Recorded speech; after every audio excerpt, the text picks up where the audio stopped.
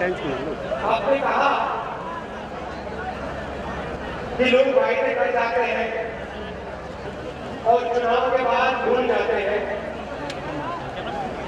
तो मैं दो उदाहरण देना चाहता हूं जहां जो वायदे किए गए थे वो पूरे किए गए थे। जब यूपीए की सरकार थी तो आप सबको याद होगा कि यूपीए की सरकार ने 70,000 करोड़ रुपए किसान का कर्जा माफ किया गया। ये झूठा वायदा नहीं था, ये चुनावी जुमला नहीं था। किसान हमारे पास आए थे, मेरे पास आए थे, कांग्रेस प्रेसिडेंट के पास गए थे, प्रधानमंत्री जी के पास गए और उन्होंने हमसे कहा था, हमसे सवाल पूछा था जैसे आपने पूछा, और सवाल ये था, उन्होंने हमसे पूछा कि राहुल जी, जब बड़े उद्योगपति बैंकरप्ट हो जाते हैं, जब बड़े उद्योगपतियों में कर्जा होता है तो सरकार उसको बिना पूछे 1 मिनट में माफ कर देती है। इसका उदाहरण देता हूं आपको, शायद आपको मालूम भी ना हो क्योंकि इन चीजों के बारे में अखबारों में नहीं आता है, मगर पिछले साल नरेंद्र मोदी जी ने तकरीबन 60,000 करोड़ रुपए बड़े उद्योगपतियों के माफ किए। ये आपको पता लगा? आपको नहीं पता लगेगा क्योंकि ऐसी बात आपको पता ही नहीं चाहिए। जब वो हमारे पास आए उन्होंने कहा कि क्यों नहीं आप हमारा कर्जा माफ कर देते। 10 दिन लगे, 11वां दिन नहीं हुआ, यूपीए की सरकार ने कर्जा माफ किया 70,000 करोड़ रुपए। दूसरा उदाहरण, जो अभी मुझे एक व्यक्ति मिले जो जमीनी अधिकरण की लड़ाई लड़ रहे हैं, वहां पर अपनी जमीन छीनी जा रही है, 800 एकड़ छीना जा रहा है, उसके लिए वो कितने साल से बैठे हैं? 15 साल से बैठे हुए हैं। वरुण जी 15 साल से बैठे हुए हैं। भाजपा परसौल में किसानों से जमीन छीनी गई, मैं वहां गया, कांग्रेस पार्टी ने लड़ाई उठाई। भाजपा परसौल में जो किसान मारे थे उनके लिए उठाई, बाकी उत्तर प्रदेश में जो किसान थे जिनकी जमीन छीनी जा रही थी उनके लिए उठाई, और हमने जमीनी अधिकरण बिल को बदला। नया बिल लाए, पुराने बिल में और नए बिल में क्या फर्क था मैं आपको बताता हूं। पुराने बिल में अगर किसी भी सरकार को किसान से जमीन छीननी होती थी, बिना पूछे 1 मिनट में जाके उसकी जमीन छीन लेते थे, उसको मार्केट रेट नहीं मिलता था, और जो मजदूर किसान के खेत में काम करते थे उनको भूल ही जाओ। हमने कहा अगर आप जमीन लोगे, अगर कोई भी सरकार हिंदुस्तान में जमीन लेगी किसान से, तो किसान से पूछे बिना नहीं ले सकती। और अगर किसान ने कहा कि मैं अपनी जमीन देने को तैयार हूं, तो फिर उसको सही रेट पे जमीन दी जाएगी। मतलब मार्केट से 4 गुना ज्यादा रेट पे उसको पैसा दिया जाएगा। ये धोखे वाले नहीं थे, हमने ये लड़ाइयां लड़ी, इसके कारण हमें चोट लगी, मेरे ऊपर आक्रमण हुए, मगर हम हटे नहीं। मोदी जी की सरकार आई, पहला काम उन्होंने इस बिल को रद्द करने की कोशिश की। पार्लियामेंट में बिल को खत्म करने की कोशिश की। हमारे 40 MP है लोकसभा में, हम 1 इंच पीछे नहीं हटे। हमने कहा किसान की जमीन आप नहीं ले सकते, चलो जो करना है।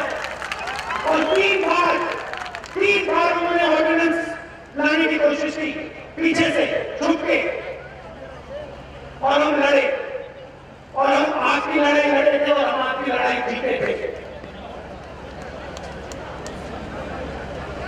ये काम हमने करके दिखाया। अब आप देखो, हमारे समय आप देखो एमएसपी कितनी बढ़ती थी, और आज देखो कितनी एमएसपी बढ़ती है। आपने झूठे वायदों की बात की, मैंने आपको जवाब दे दिया। यूपी के किसान के लिए कांग्रेस पार्टी क्या करेगी? सबसे पहले चुनाव से पहले, चुनाव तो बाद में आएगा, मगर सबसे पहले यहां से जाकर हम दिल्ली जाएंगे, ये यात्रा पूरी करेंगे। और इसमें हमारा एक ही मुद्दा है, तीन मुद्दे हैं, एक सबसे जरूरी है। हम नरेंद्र मोदी जी पे दबाव डालना चाहते हैं। हम उनको कहना चाहते हैं, अगर आप बड़े उद्योगपतियों का कर्जा माफ करते हो, आपकी सरकार, आप हिंदुस्तान के प्रधानमंत्री हो, जो आप करना चाहते हो आप कर सकते हो। मगर अगर आप बड़े उद्योगपतियों का कर्जा माफ करोगे तो दूसरी तरफ आपको किसान का कर्जा माफ करना पड़ेगा। अगर आप उन लोगों का कर्जा माफ कर सकते हो जिनके पास हजारों करोड़ रुपए हैं, तो आप उन लोगों का भी कर्जा माफ करो जो भूखे मर रहे हैं, जो सुसाइड कर रहे हैं, जो दबे हुए हैं। और ये काम कांग्रेस पार्टी और उत्तर प्रदेश के बाकी हिंदुस्तान के किसान करेंगे। कैसे करेंगे? इस यात्रा के माध्यम से करेंगे। कांग्रेस पार्टी के वर्कर किसानों के घर में जाएंगे, किसानों से पूछेंगे कि भैया आपके पास कितना कर्ज है, और वो सब इंफॉर्मेशन लेके हम दिल्ली जाएंगे और प्रधानमंत्री को बताएंगे कि उत्तर प्रदेश का किसान, हिंदुस्तान का किसान कर्जा माफ चाहता है, आप इसका कर्जा माफ कीजिए। दूसरा काम, बिजली के बिल को अगर कांग्रेस पार्टी यहां आएगी तो अगर आपका 100 रुपए का बिल है तो 50 रुपए का हो जाएगा, आधा कर देंगे इसको। और अब मैं आपसे सवाल पूछना चाहता हूं, आपने चीनी के बिल की बात की, तो मैं आपसे सवाल पूछता हूं।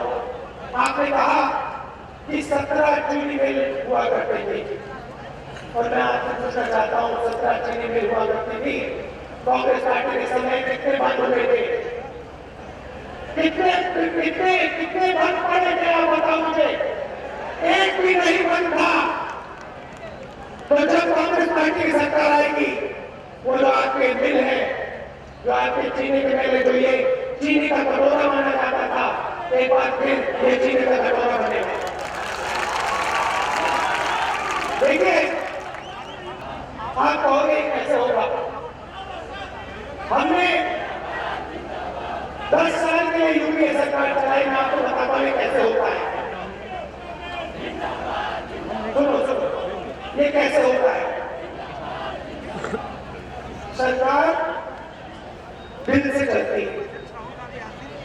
अगर चीफ मिनिस्टर के दिल में, प्रधानमंत्री के दिल में गन्ना किसान के लिए जगह है तो चीनी का मिल खुलेगा। अगर उसके दिल में जगह नहीं है तो चीनी का मिल नहीं खुलेगा।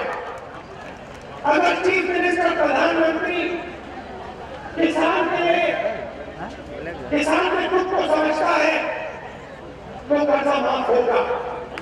अगर किसान में खुद को धन को नहीं समझता है तो कर्जा माफ नहीं होगा। यही बात हमने जब सरकार चलाई, हमने कमजोर लोगों के लिए काम किया। मनरेगा, भोजन का अधिकार, कर्जा माफी, आदिवासियों का बिल, आरटीआई, ये चीजें हम लाए। क्यों लाए? क्योंकि हम गरीब लोगों को, कमजोर लोगों को, किसानों को, मजदूरों को शक्ति देना चाहते थे। इसलिए मैं जाके भाजपा को छोड़ के क्यों खड़ा हुआ? मैं क्यों जाके खड़ा हुआ वहां पे? मेरी तो जमीन नहीं जानी थी। मैं इसलिए खड़ा हुआ क्योंकि जब मुझे दिखा कि मायावती जी किसी भी गरीब की जमीन को छीन लेती थी, जब मुझे भाटा पर छोड़ने एक कंपनी के लोग आए, उन्होंने मुझे कहा कि अभी आपकी जमीन नहीं, आप पर हो जाइए, अभी हमारी जमीन है। तब मेरे दिल में दुख हुआ, मुझे गुस्सा आया, मुझे दर्द हुआ, इसलिए मैं वहां जाके खड़ा हुआ।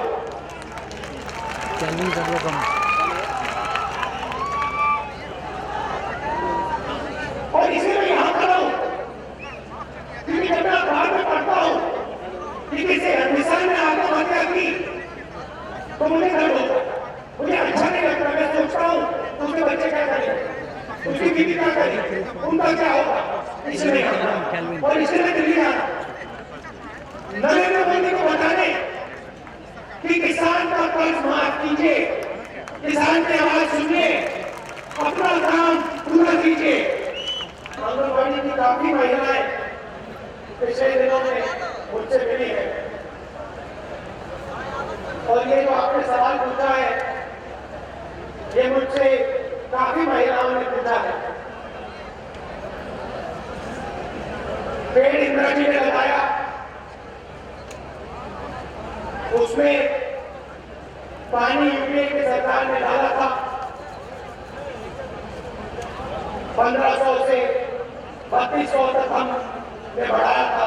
और ये जो आपकी बात है बिल्कुल सही है, आपको दर्द हो रहा है। देखिए, ना यूपी में हमारी सरकार है, ना दिल्ली में हमारी सरकार है।